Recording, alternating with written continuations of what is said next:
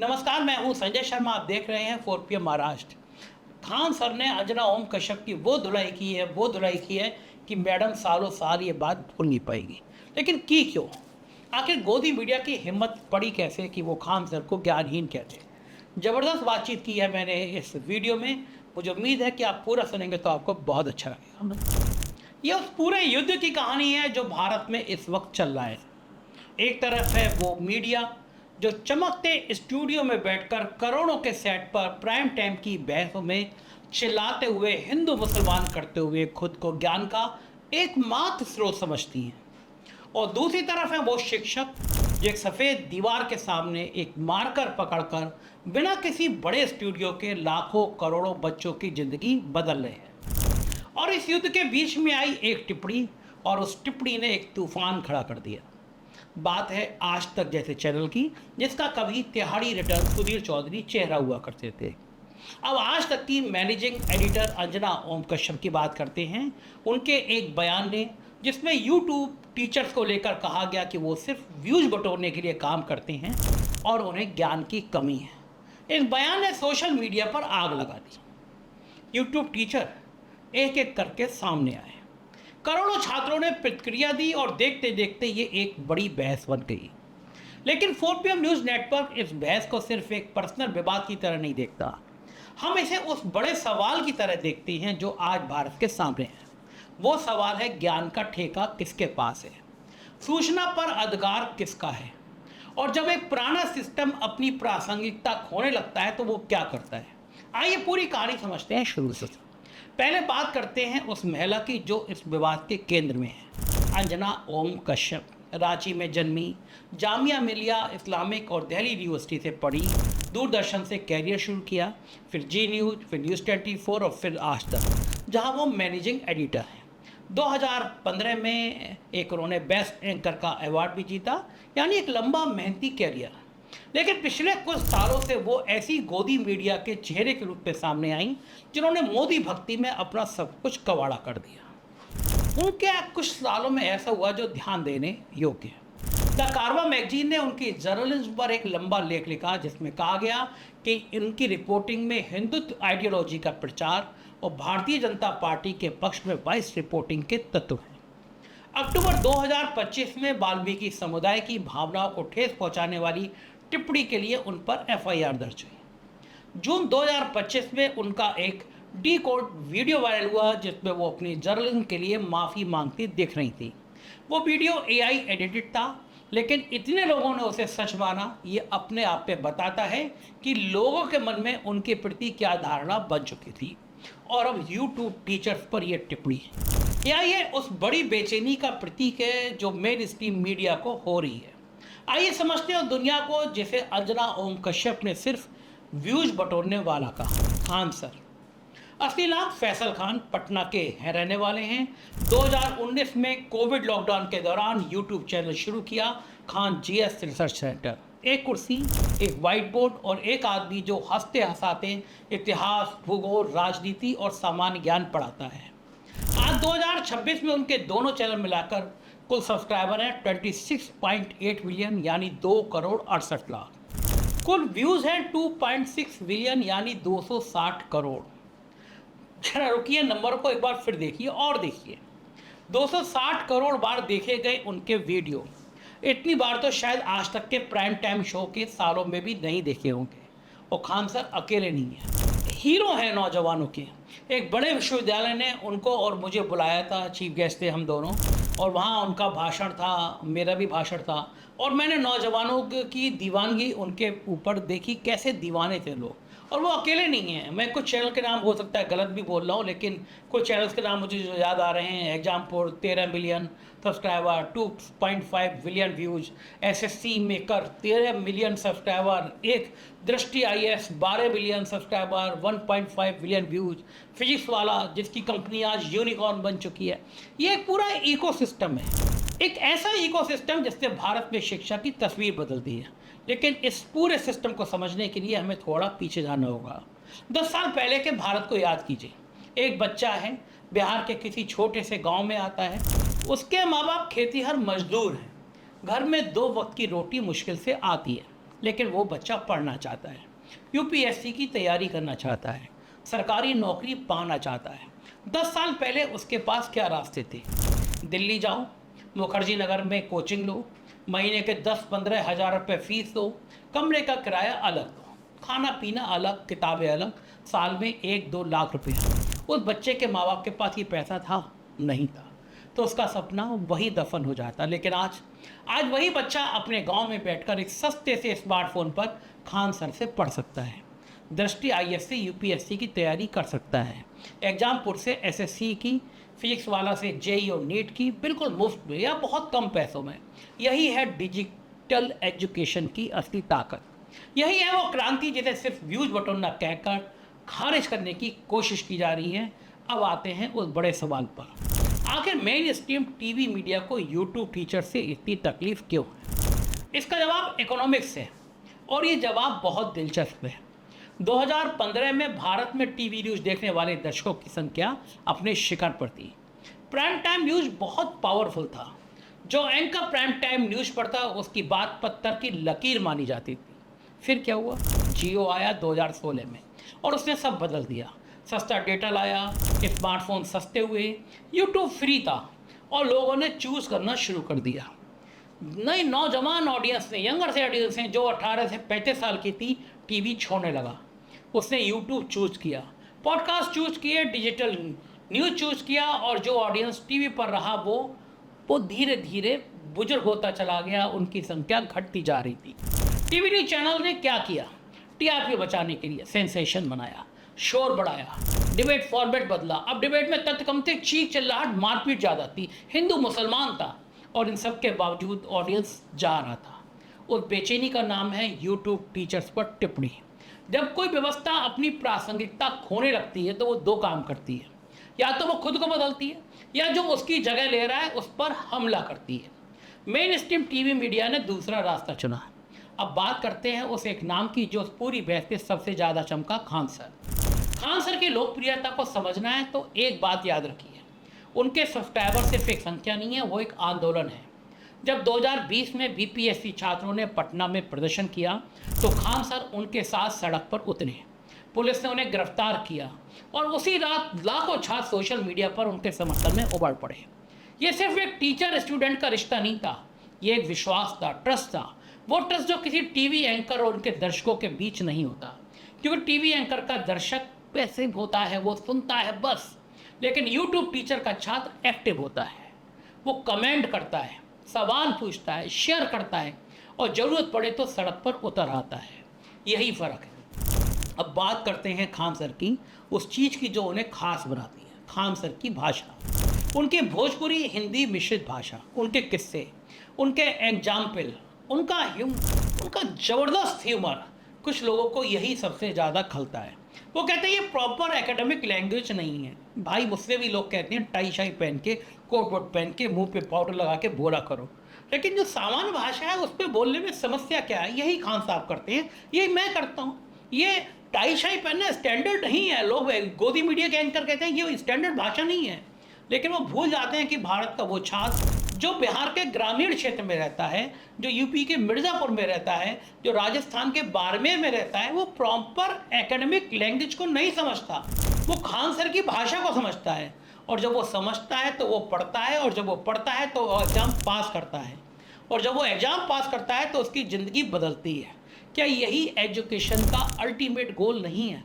या एजुकेशन का गोल सिर्फ ये है कि भाषा प्रॉपर हो, चाहे बच्चा समझे या ना समझे? अब एक और बड़ा सवाल, क्या यूट्यूब टीचर्स में कमियां नहीं है? बिल्कुल है। कुछ चैनल गलत इन्फॉर्मेशन भी दे देते हैं, कुछ चैनल सेंसेशन का सहारा लेते हैं, कुछ चैनल सिर्फ पैसे के लिए काम करते हैं। लेकिन रुकिए, क्या ये आरोप टीवी चैनल पर नहीं लगाए जा सकते? कम से कम यूट्यूब टीचर धर्म की, हिंसा की चीज़ों पर तो यकीन नहीं करते, लेकिन क्या टीवी न्यूज़ में गलत इन्फॉर्मेशन नहीं दी जाती है? हमारे टीवी एंकरों ने तो कराची पे चढ़ाई कर दी थी, पाकिस्तान के सेना प्रमुख को गिरफ्तार करा दिया था ऑपरेशन सिंदूर में, तो वो क्या था? उनके एग्जाम्पल हजारों में हैं। क्या टीवी न्यूज़ में सेंसेशन नहीं होता?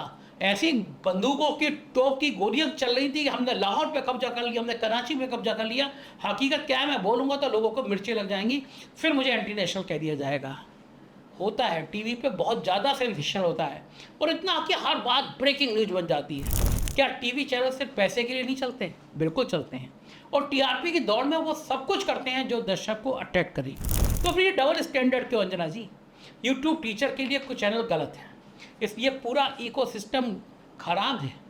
टीवी के बहुत सारे चैनल गलत हैं, लेकिन टीवी जर्नलिज्म महान है, ये तर्क कहीं नहीं जाता। अब बात करते हैं उस शब्द की जो उस पूरे विवाद के बाद सबसे ज़्यादा चर्चा में आया, गोदी मीडिया। ये शब्द पहली बार शायद रवीश कुमार ने और आम आदमी पार्टी ने पॉपुलर किया, लेकिन ये आज शब्द किसी एक पार्टी का नहीं रहा। ये शब्द उन लाखों लोगों का है जो महसूस करते हैं कि मेन स्ट्रीम टीवी मीडिया सत्ता से सवाल पूछने की जगह सत्ता की गोद में बैठ गई है। मोदी जी आप थकते नहीं, मोदी जी आप आम काट के खाएंगे या चूस के, मोदी जी आप पटुआ रखते हैं नहीं रखते हैं। ये भाषा हो गई है पत्रकारिता की। आपके चेहरे पे थकान नहीं लगती, इतनी ऊर्जा कहाँ से लाते हैं मोदी जी? कोई बेरोजगार की बात नहीं, कोई किसान की बात नहीं, कोई विकास की बात नहीं। मोदी जी आम कैसे खाते हैं, ये बड़ा मुद्दा। तो फिर क्या ये आरोप बिल्कुल सही नहीं है कि वो सत्ता की गोद में बैठे हैं? पूरी तरह से सच। और बिल्कुल द कारवा ने अंजना कश्यप पर जो लेख लिखा उसमें स्पेसिफिक एग्जाम्पल दिए गए। उन एग्जाम्पल को कोर्ट में चैलेंज किया जा सकता है, किया जाना चाहिए, लेकिन जब तक वो नहीं होता वो एलिगेशन पब्लिक रिकॉर्ड में है, और अंजना ओम कश्यप जी की हिम्मत नहीं है कि उनको कोर्ट में चैलेंज करें। जब एक एंकर का फेक माफ़ी वाला वीडियो इतने लोग सच मान लेते हैं, करोड़ों लोग सच मान लेते हैं, मैं अंजना ओम मोदी का वाला वीडियो आपने देखा होगा, तो इसका मतलब यह है कि उन लोगों के मन में पहले से एक धारणा थी, एक संदेह था, और वो संदेह किसी एक वीडियो से नहीं बना, वो सालों की कवरेज से बना। बात बड़े सवाल की जो पूरी बहस के केंद्र में है, क्या टीवी पत्रकारिता अपनी जिम्मेदारी निभा रहा है? क्या गोदी मीडिया सिर्फ एक राजनीतिक आरोप है या उसमें एक कड़वी सच्चाई छुपी है? और जब मीडिया अपना काम नहीं करती तो क्या होता है? एक बुनियादी सवाल से शुरुआत करते हैं इस बात की कि पत्रकारिता है क्या। पत्रकारिता की परिभाषा बड़ी सरल है, सत्ता से सवाल पूछो। जो हमने जो पत्रकारिता सीखी थी उसमें यही कहा गया था कि जो सरकार बताती है वो विज्ञापन होता है, जो सरकार छुपाती है वो पत्रकारिता होती है, वही पूछना चाहिए। असली बड़ी बात यह है कि सत्ता से सवाल पूछना चाहिए, आम आदमी की आवाज़ बनना चाहिए, तथ्यों की जांच करना चाहिए, और जो सच है वो बताओ, चाहे वो किसी को अच्छा लगे या ना लगे। ये परिभाषा ये लोकतंत्र का चौथा स्तंभ है। अब एक सवाल, क्या आज का भारत का मेन स्ट्रीम टीवी मीडिया ये काम कर रहा है? पिछले 10 सालों में जो हुआ उसे देखिए। एक के बाद एक ऐसी घटनाएं हुई जहां सत्ता से सवाल पूछने की बजाय कुछ टीवी चैनल सत्ता के प्रवक्ता बन गए। जहां किसान आंदोलन हो रहा था वहां कुछ चैनल ने उन किसानों को खालिस्तानी, आतंकवादी और ना जाने विदेशी एजेंट और कितना गंदा गंदा गंदा बोला। जहां सीए एनआरसी का विरोध हो रहा था वहां प्रोटेस्ट करने वाले नागरिकों को देशद्रोही बताया गया। जब पेगासस स्पाईवेयर स्कैंडल सामने आया कुछ चैनल्स ने उसे इग्नोर किया, चर्चा ही नहीं की। जब इलेक्ट्रॉल बॉन्ड्स का मुद्दा उठा कुछ चैनल ने उसे बहुत मिनिमाइज किया, और जब बड़े बड़े मुद्दे आए तो कुछ लोग बिल्कुल मुंह बंद करके बैठ गए।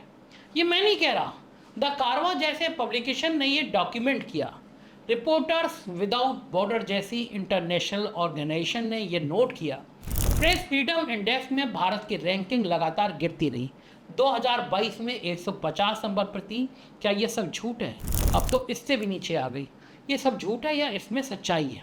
और अगर इसमें सच्चाई है तो फिर वो लोग जो यूट्यूब पर जाकर गोदी मीडिया कहते हैं वो कहाँ गलत है? अब बात करते हैं उस असल टेंशन की जो टीवी और यूट्यूब के बीच है। टीवी न्यूज़ का बिजनेस मॉडल क्या है? आज हमको समझना चाहिए। सरल भाषा में एडवर्टाइजर्स यानी वो कंपनियां जो टीवी चैनल्स पर विज्ञापन देती हैं, जितने ज़्यादा व्यूअर उतनी ज़्यादा टीआरपी, उतने ज़्यादा एडवर्टाइजर, उतना ज़्यादा पैसा। लेकिन ये विज्ञापन देता कौन है? बड़ी कंपनियां, कॉरपोरेट हाउस और कभी कभी नहीं ज़्यादातर सरकारी विज्ञापन। सरकारें करोड़ों करोड़ देती हैं। आप सोचिए उत्तराखंड में कितना भ्रष्टाचार चल रहा है। एक हारे हुए विधायक को मुख्यमंत्री बना दिया गया है। वहाँ पे जहाँ पे विस्थापन की समस्या है, लोगों को बेरोजगारी से जूझना पड़ रहा है, वहाँ के मुख्यमंत्री ने 1000 करोड़ रुपया मीडिया पे खर्च कर दिया कि सच्चाई दिखाई ना जाए। सोचिए अगर एक टीवी चैनल को सरकार से हर साल करोड़ों के विज्ञापन मिलते हों तो क्या वो चैनल सरकार के खिलाफ कड़ी रिपोर्टिंग कर सकता है? कभी नहीं कर सकता, कभी नहीं कर सकता, क्योंकि करोड़ों का खेल है, मालिक चाहता है पैसा। और यही वो स्ट्रक्चरल प्रॉब्लम है जो भारत की टीवी मीडिया के खून में बस गई है। ये किसी एक एंकर की गलती नहीं है, ये पूरे बिजनेस मॉडल की मूलभूत समस्या है। जब एक चैनल का एक्सिस्टेंट, उसका अस्तित्व उसके विज्ञापन दाता पर निर्भर हो, तो विज्ञापन दाता की भलाई सरकार के ऊपर निर्भर हो, चैनल चलाना सरकार पर निर्भर हो, तो उस चैनल की आज़ादी स्वाभाविक रूप से कमज़ोर होती जाती है। ये कोई थ्योरी नहीं है, ये इकोनॉमिक है।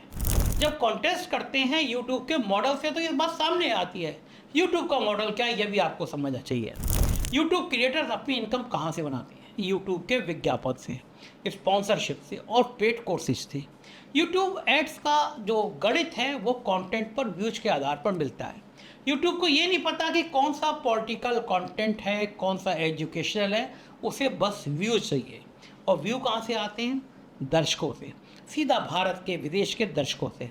यानी यूट्यूब एक टीचर या यूट्यूब का अस्तित्व सीधे तौर पर उसके दर्शकों पर निर्भर है।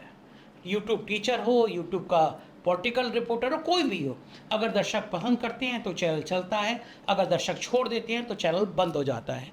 कोई कारपोरेट का पैटर्न नहीं, कोई सरकारी विज्ञापन नहीं। यही यूट्यूब का सबसे बड़ा फ़ायदा है और यही वजह है कि यूट्यूब पर बिल्कुल बराबर की भागीदारी होती है।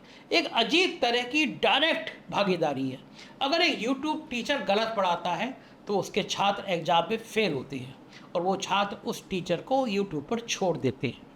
अगर एक यूट्यूब टीचर झूठ बोलता है तो दूसरे यूट्यूबर्स से फैक्ट चेक करते हैं और वो फैक्ट चेक वायरल हो जाता है, टीचर की बैंड बज जाती है। यही विश्वसनीयता टीवी में नहीं है। एक टीवी एंकर कुछ भी कह सकता है, हिंदू मुसलमान के फसाद करा सकता है, गाली गलौज करा सकता है प्राइम टाइम पर करोड़ों दर्शकों के सामने, और अगर वो गलत भी हो तो अगले दिन वो फिर वहीं बैठा दिखाई देता है। क्या किसी टीवी चैनल ने आज तक अपने प्राइम टाइम में किसी एंकर की गलत रिपोर्टिंग पर ऑन एयर करेक्शन और माफ़ी मांगी है? याद नहीं आ रहा। लेकिन यूट्यूब पर अगर कोई यूट्यूबर गलत निकला और वो वीडियो डिसलाइक होता है, कमेंट्स में उसकी धुलाई होती है और दूसरे चैनल उसे एक्सपोज करते हैं, यही डिफरेंस है। अब बात करते हैं उस स्पेसिफिक बयान की जिसने ये तूफान पूरे देश में खड़ा कर दिया है। सुना जाता है कि आज तक ट्विटर पे पेड ट्विटर भी करा रहा है लेकिन काम नहीं चल पा रहा। यूट्यूब टीचर सिर्फ व्यूज बटोरने के लिए काम करते हैं, उन्हें ज्ञान की कमी है। ये बयान कितना गलत है इसे नंबर से समझते हैं। खान सर के 26.8 मिलियन सब्सक्राइबर हैं, 2.6 बिलियन व्यूज हैं 2019 से अब तक, यानी 7 सालों में। अगर खान सर ज्ञानहीन होते तो क्या करोड़ों छात्र उन्हें देखते हैं? क्या UPSC, VPSC, SSC, railway banking की तैयार करने वाले छात्र जिनके लिए हर परीक्षा जिंदगी मौत का सवाल है, एक ज्ञानहीन टीचर पर भरोसा करते हैं? दृष्टि आईएएस के 12 मिलियन सब्सक्राइबर हैं। क्या यूपीएससी के छात्र जो आईएएस बनने का सपना देखते हैं किसी ज्ञानहीन चैनल पर इतना भरोसा करते? फिजिक्स वाला की कंपनी फिजिक्स वाला लिमिटेड यूनिकॉर्न बन चुकी है, उसका वैल्यूएशन $1 अरब से ज़्यादा है। क्या इन्वेस्टर इतना पैसा किसी ज्ञानहीन एजुकेटर की कंपनी में लगाते हैं? ये नंबर खुद बोलते हैं, अपने आप बताते हैं। और अब एक और तुलना, अंजना ओम कश्यप के आज तक का प्राइम टाइम व्यूअरशिप क्या है? सब मिलाकर कुछ मिलियन व्यूज होंगे रोज।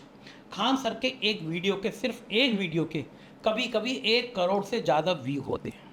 बताइए, यानी एक ज्ञानहीन यूट्यूब टीचर जो अंजना ओम कश्यप कहती हैं, एक ज्ञानी टीवी एंकर से कहीं ज़्यादा लोगों तक पहुंच रहा है, अपनी बात पहुंचा रहा है, लोग पसंद कर रहे हैं। और यही अंजना ओम कश्यप, आज तक और पूरी गोदी मीडिया की बेचैनी का असली कारण है। अब बात करते हैं उस बदलाव की जो भारत में हो चुका है। एक रिसर्च से पाया गया कि भारत में 18 से 35 साल की एज ग्रुप, यानी वो जनरेशन जो आज के भारत की रीढ़ है, उसका 70% से ज़्यादा हिस्सा टीवी न्यूज़ की बजाय डिजिटल सोर्स से खबरें लेता है। मेरे चैनल जो पिछले दिनों आप देख रहे होंगे, 1 करोड़ व्यू लगभग रोज़ आते थे। मैंने देखा कि मेरे चैनल को देखने वाले 18 से 34 साल की एज के लोग सबसे ज़्यादा थे। YouTube, Instagram, Twitter, x, WhatsApp, यही उनके इन्फॉर्मेशन के सोर्सेज होते हैं जिससे वो देखते हैं। टीवी न्यूज़ देखने वाली आबादी अब परमानेंटली ओल्डर है, यानी बुजुर्ग होती आबादी है, और ये ट्रेंड हर साल की ओर बढ़ रहा है। इसका मतलब क्या है? इसका मतलब ये है कि जो मीडिया आज 35 साल से ऊपर के दर्शकों के लिए रेलिवेंट है, वो 10-15 साल बाद किसके लिए रेलिवेंट रहेगी? टीवी चैनल को ये दिख रहा है और यही उनकी परेशानी की वजह है, यही उनकी सबसे बड़ी चिंता है। और जब डर होता है तो हमला होता है। यूट्यूब टीचर पर टिप्पणी, यह हमला उसी डर की उपज है, लेकिन मैडम गलती कर रही। अब बात करते हैं उन छात्रों की जो उस पूरी बहस के असली केंद्र में हैं। वो छात्र जो गोरखपुर के किसी गांव में रहता है, जिसके पास कोचिंग का पैसा ही नहीं है, जो रात को खेतों में काम करने के बाद घर आकर अपने पुराने एंड्रॉयड फ़ोन पर खान सर का वीडियो देखता है, पढ़ाई करता है, जानकारी जुटाता है, बात करता है। वो छात्र जो पटना के किसी छोटे से कमरे में 4 दोस्तों के साथ एक फ़ोन शेयर करके दृष्टि आईएएस का लेक्चर सुनता है। वो छात्र जो झारखंड के किसी आदिवासी इलाके में नेतरहाट में, जहाँ कोई कोचिंग सेंटर नहीं है, अपनी पहली पीढ़ी की उम्मीद को लेकर सपने देखता है, यूट्यूब पर पढ़ रहा होता है। इन छात्रों के लिए यूट्यूब टीचर सिर्फ एक कंटेंट क्रिएटर नहीं है, वो एक उम्मीद है, वो एक रोशनी है। और जब कोई उस रोशनी के सिर्फ व्यूज बटोरना कह देता है तो इन छात्रों की उम्मीदों पर चोट करता है। यही वजह है कि इस बार रिएक्शन इतना तीखा था। अभिनय मैथ ने वीडियो बनाया, वायरल हुआ। सुमन मैम ने जवाब दिया, वायरल हुआ। और एक के बाद उस कम्युनिटी के हर बड़े नाम ने अपनी आवाज़ उठाई। बैंड बज गई आज तक की। ये इस सिस्टम का डिफेंड करना था, एक ऐसे सिस्टम का जिसने उन्हें और उनके लाखों करोड़ों छात्रों को वो दिया जो पारंपरिक सिस्टम कभी नहीं दे सका। अब बात करते हैं उस असली सवाल की, क्या टीवी जर्नलिज्म और यूट्यूब दोनों साथ साथ रह सकते हैं? जवाब है हाँ, लेकिन शर्त के साथ। है ना, आज तक का डिजिटल प्लेटफॉर्म है। टीवी जर्नलिज्म तब रेलिवेंट रहेगी जब वो अपनी असली जिम्मेदारी निभाए, जब वो सत्ता से सवाल पूछे, जब वो ब्रेकिंग न्यूज की आड़ में प्रोपेगेंडा ना फैलाए, जब वो दर्शकों को बेवकूफ़ ना समझे। यूट्यूब एजुकेशन तब और बेहतर होगी जब क्रिएटर अपनी एक्यूरेसी पर ध्यान दें, जब फैक्ट चेकिंग को और मजबूत किया जाए, जब गलत इन्फॉर्मेशन फैलाने वाले कम्युनिटी को खुद बाहर कर दें। दोनों में कमियां हो सकती हैं, दोनों को सुधरने की ज़रूरत है, लेकिन जो गलती नहीं करनी चाहिए वो ये है किसी एक को सिरे से डिसमिस कर दो। और आज की तारीख में खान सर कहीं ज़्यादा बड़े हैं, करोड़ों लोगों के मन में कहीं ज़्यादा सम्मान है मैडम अंजना ओम कश्यप के मुकाबले। जब अंजना ओम कश्यप ने यूट्यूब टीचर को ज्ञानहीन कहा तो उन्होंने 26 मिलियन सब्सक्राइबर वाले खान सर को ज्ञानहीन कहा। उन्होंने उन करोड़ों छात्रों को जजमेंट को गलत बताया जिन्होंने उस टीचर को सुना जो उनके दिल में बसता है, जो टीचर उनके संग सड़कों पर संघर्ष करता है। क्या किसी को यह अधिकार है?